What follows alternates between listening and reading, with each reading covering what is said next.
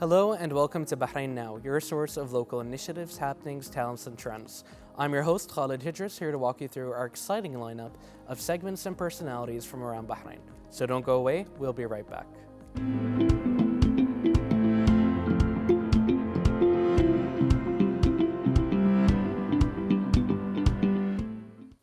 Bahrain made para sports history over the weekend after topping the overall para Pumse team standings in the 10th Asian Para Taekwondo Championships held in Kuching, Malaysia. The Kingdom's Para Taekwondo national team secured their spot atop the ranking after winning 9 medals, headlined by 5 gold, in the competition held under the banner of the Asian Taekwondo Union. The Bahrainis also bagged 3 silver medals and 1 bronze medal to finish in first place amongst the 8 participating nations in the Para Pumse categories. Aside from the medals, Bahrain's delegation members also came away with other prestigious awards in the event. Coach Fajr Al-Bin Ali was honored with an award for being the best coach for women, while Rawana Saad took home the Best Athlete Award amongst women. And to talk more about that, we are pleased to be joined here by Coach Fajr. Welcome, how are you doing today? I'm doing very well. First off, thank you so much for having me. Your program has been a supporter from the early days when I first started coaching para-athletes in Taekwondo. So to be here today feels very special to share this moment.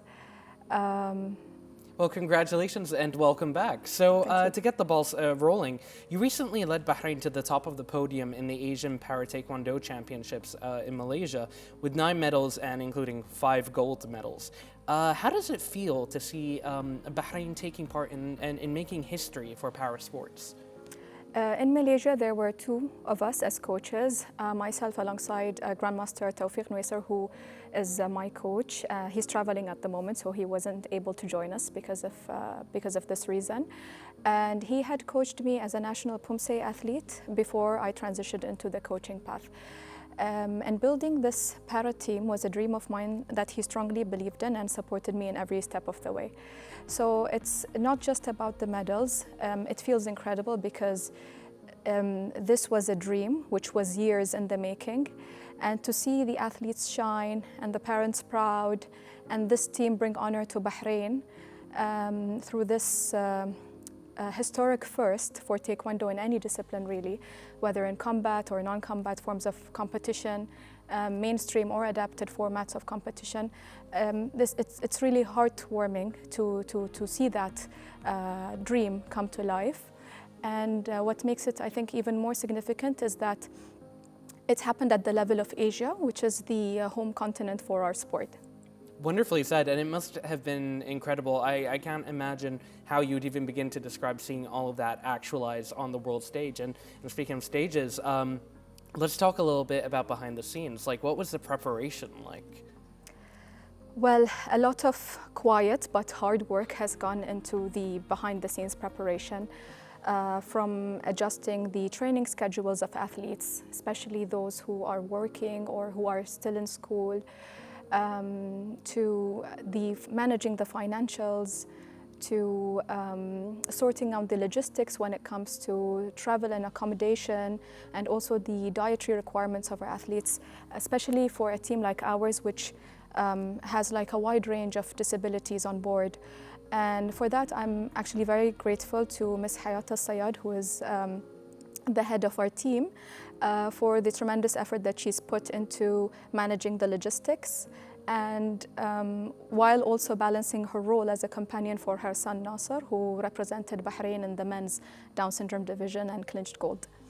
That's wonderful, and it's really great to see how cohesive that team is and how much thought goes into providing a smooth experience for everyone involved. And can you tell us a bit more now about the Bahrain Paralympic Committee, about their role in supporting your athletes and the technical team? Their role is really a very crucial one. From the very beginning, when we started forming a base of practitioners in the sport, they have embraced the athletes in an official sense at a local level, and then they supported our transition into the international competitive stage. And this has given us the recognition and the resources and the platform to shine at this level. And I think I'm especially grateful to His Excellency Sheikh Mohammed bin Al Khalifa, the President of the Bahrain Paralympic Committee, for his bold step in hosting the first standalone World Para-Pomsei Championships in Bahrain last year. And through that championship, I cannot explain how it helped in popularizing the sport locally and across the region. But also through the medals, the world medals, the 6 world medals that we won in this championship, this immediately elevated Para Taekwondo to one of the most successful sports in the local scene. You know, when you're talking about all this, it's very clear to see how passionate you are about it. And I'd like to ask you, where did that passion for Para Taekwondo start? Did you ever imagine reaching this level? In the beginning, to be honest, I knew that compared to other sports, Para Taekwondo is going to be difficult amongst the other disability sports out there because of its nature as a martial art and the conceptions around it as being a violent sport. And we do know that parents of athletes with disabilities naturally tend to be more protective of their children. So there were these misconceptions that were out there that we had to deal with, and to put a lot of effort to create awareness and to build role models from scratch in the sport. So that was one of the challenges we faced early on. And also, I think financially it wasn't working out well in the beginning, especially within the neurodiverse segment of the population of athletes that we had, because there's only so many that you can take and teach in one class. Otherwise, the quality of the training drops because they need special attention and, customized training programs. And so, but at the same time, you need to make it affordable for the parents, because there are at the same time many other activities that are out there for children from this segment, which are either supported or available for free. So we had these challenges, but through perseverance, through raising awareness, and a lot of advocacy and support from partners, we managed to overcome these obstacles. And it gives me so much joy to see that now we have role models from both genders and in diverse sports classes that are bringing honor to Bahrain and competing at the international stage. Very wonderfully said. And speaking about role models, and in particular when we're talking about gender, you were honored as the best coach for women at the championship. What did that achievement mean to you, and what does it mean as well, do you think, for other female coaches in Bahrain? To be honest, it's been a week now and I'm still trying to wrap my head around it. It's quite an important milestone, not only personally, but also for the country. And although it's a personal recognition, I also see it as a reflection of all the years of dedication and hard work that I have put into the sport, and that I have managed to learn also through my coach, who's guided me as an athlete to the international level. At the same time, it's a reflection of the dedication of the athletes and the trust of their families, and very importantly, the support of our sport leadership. So it's really a big team win more than an individual recognition. Absolutely. I think we're very fortunate here in the Kingdom of Bahrain that from our leadership down, basically, sports has given so much importance. And it is something that I think a lot of people underestimate the teamwork part of it beyond even just the sport. Like when you're talking about the organization, the finances, the parents as well. I mean, it really does take a village. And to see the best parts of sportsmanship, not only as a healthy outlet and activity for the people of Bahrain, but also to see the positive aspects of teamwork being actualized is just an incredible thing to see. And athletes like Ruba Al-Umari and Rawana Saad not only won gold, but also broke records and they topped scores. What sets them apart specifically as elite para athletes? I think what's mostly shared in common between Ruba and Rawan is their resilience and their sense of responsibility in terms of how disciplined they are with their training. But also, you can see that they carry a high sense of responsibility in terms of representing Bahrain with pride.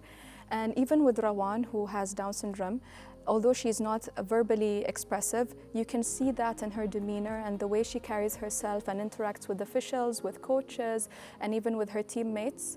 And as for Ruba, she is really a role model for many of our athletes. She's been a para-athletics competitor for a number of years representing Bahrain, and she managed to utilize the skills and all the successes from that role into her transition into Taekwondo and to excel at it quite quickly. Wonderfully said. And while we're talking about representing Bahrain, earlier this year you became the first Bahraini to be selected for the U.S. Department of State's Sports for Community Global Sports mentoring program. Can you tell us what that experience was like and what were the biggest lessons that you brought back to Bahrain with you? Without exaggeration, it was one of the best experiences of my life. I was selected amongst a pool of 15 international leaders in parasports. And as part of the program, I was paired with the U.S. Tennis Association. So I split my time partly in Orlando, where the national campus is, and partly in Atlanta, where the USTA Southern offices are located. And that's where most of the marketing and the funding happens. So this arrangement was done by the organizers of this program, the U.S. Department of State and the University of Tennessee, to ensure that my objectives are completely addressed. So I'm very appreciative of the care that they put into designing this program and linking me with my amazing mentors from USTA. One thing that really stood out from the program was how incredible the access that I was given. I was privileged to attend a number of events during the span of the 5 weeks period that I was there for the course. I was given access to VIP zones and also to training areas that are normally restricted to staff or to professional athletes. So this kind of access really gave me an inside look into what it looks like to operate events and organizations sports organizations at that level. And also in terms of the meetings, I had back-to-back meetings with members of management, with nonprofits, with experts in related fields. So that really built, it really equipped me with a lot of knowledge and skills that I'm able, hopefully, to translate back home in para-taekwondo and in para-sports in general. And the beautiful thing about it is that it doesn't end with the end of the program, because as part of the program we are required to present an action plan for implementation back home. And we are working on this together with my mentors. So it feels really amazing to know that I have this global network that I can always tap into. And with the US Embassy, who received me immediately upon my arrival back home to discuss the program and see how they can support with implementing some of my action points. So I'm really looking forward, hopefully, to be able to share updates with this regard soon. That's wonderful. I'm glad it was such an enriching experience for you. It sounds like you came away from that really enriched, and you've clearly made the most of that program. So I'm very happy to hear that. And with all of those experiences in mind, how would you summarize your vision for the future of para taekwondo for our viewers? How would you summarize the future of that sport? So I think I don't just look at para taekwondo as a sport. I mean, part of my larger commitment as a board member also of the Paralympic Committee, I see it really as a key, or as a means to open doors for other sports, and even so beyond sports, into other areas like education, employment, and community life, I don't think that I will be happy restricting myself to using para taekwondo to just improve sports. And especially with my experience from my stay during the GSMP program at the US, I've learned quite a lot in that respect too, and I hope to be able to make positive change in more than just sports. That's wonderfully said, and actually leads me into my next question, which is, how do you think that communities here in Bahrain can become more open to inclusivity? I think what can really make a difference is if we put a conscious effort to try to collect and use more accurate, more reliable and more updated data in the disability space. As the saying goes, those who are not counted do not count. So it's really important to have the data, the reliable, comprehensive data in place, and that it's accessible, because using this data, it will really facilitate designing appropriate programs and assessing their success. And I've seen that in the US. The census and the community, the American Community Survey are really heavily employed in designing programs and in assessing or in evaluating the successes of these programs. And in the USTA, it's been amazing how these publicly available data have been used in smart ways to popularize tennis and to reach to reach untapped segments of the population. So that's really the kind of approach I'd like to see more of in Bahrain, like a data-driven approach, because that can really make a significant difference in sports and beyond. It's wonderful to see that you've really given this a lot of thought, and I can see that action plan that probably fits into your action plan a bit. The data, I'm assuming, but it is really great to see that you're looking at these practical ways of, and it's like you said, I think we're very lucky here as well in the Kingdom of Bahrain.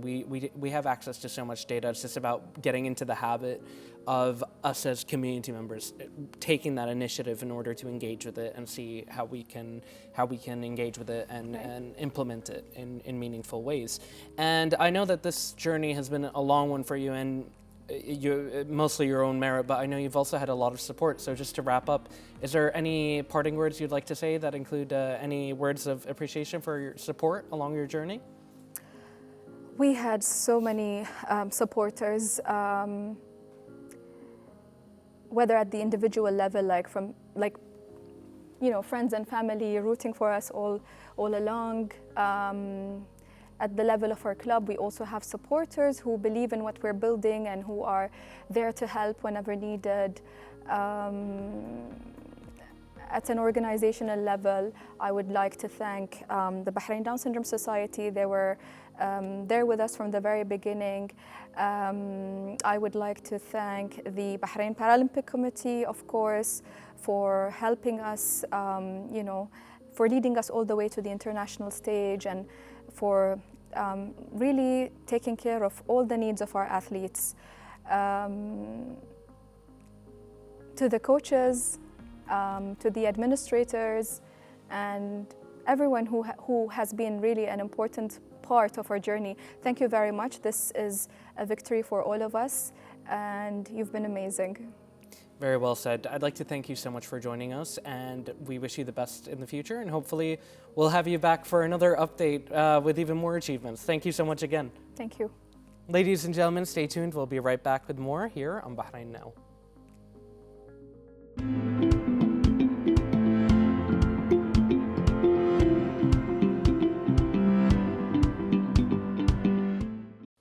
And now let's take a look at what's going on beyond the studio in the following report.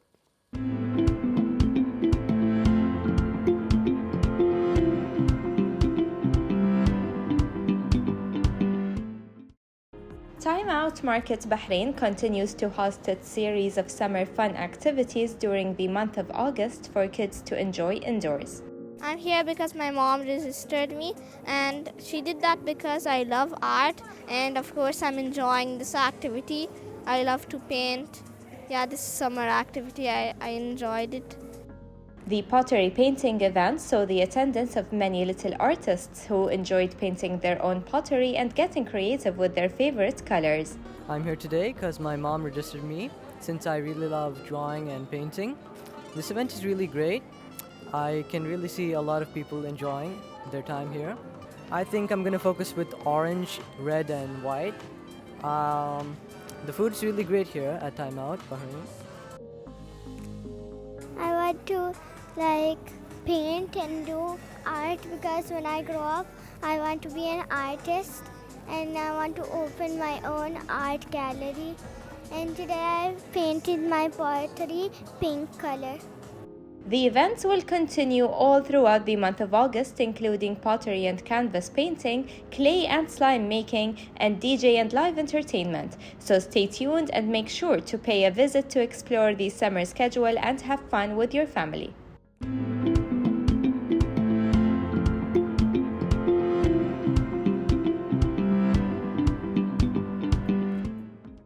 This brings us to the end of today's episode. Thank you for watching, and you can always reach out to us on our social media accounts shown below.